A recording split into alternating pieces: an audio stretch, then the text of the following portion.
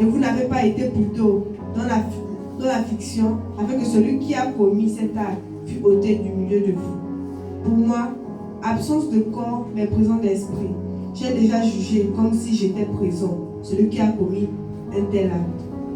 Au nom du Seigneur Jésus, vous et mon esprit, étant assemblés avec la puissance de notre Seigneur Jésus, qu'un tel homme soit livré à Satan pour la destruction de la chair, afin que l'esprit soit sauvé au jour du Seigneur Jésus. C'est bien à tort que vous vous glorifiez. Ne savez-vous pas qu'un peu de levain fait lever toute la pâte? Faites disparaître le vieux levain. Oui. Afin que vous soyez une nouvelle pâte, une pâte nouvelle. Puisque vous êtes sans levain. Car Christ, notre Pâque, a été immolé. Arrête-toi là. Pourquoi on prend ce passage-là? Le passage, c'est Paul qui s'adresse à l'église de Corinthe, comme si on s'adressait à l'église de Mission Jésus-Christ. On dit une église, ils avaient des dons. Si on parle d'une église qui avait des dons, l'église de Corinthe avait des dons. La preuve, c'est que quand on parle des dons du Saint-Esprit, on regarde dans 1 Corinthiens 12. C'est une église qui avait des dons. Ça veut dire que le Saint-Esprit était en eux. Mais on se rend compte que Paul leur fait le reproche de savoir que comment vous avez Christ en vous, puisque le Saint-Esprit, en réalité, c'est Christ en nous.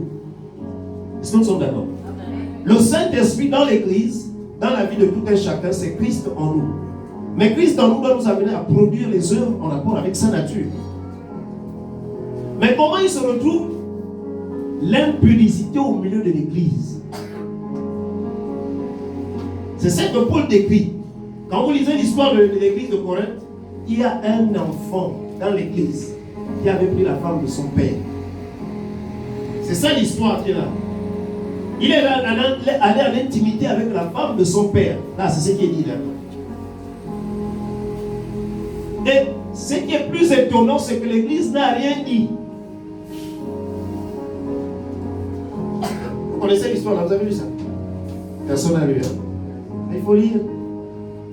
Paul ici s'adresse à l'église pour dire comment quelqu'un parmi vous, parce que c'est une église où il y avait trop de bagarres dans l'église. Il y avait trop de problèmes dans l'église de Corinthe. Ils étaient remplis du Saint-Esprit, ils avaient les dons qui s'exprimaient, chacun était devenu orgueilleux.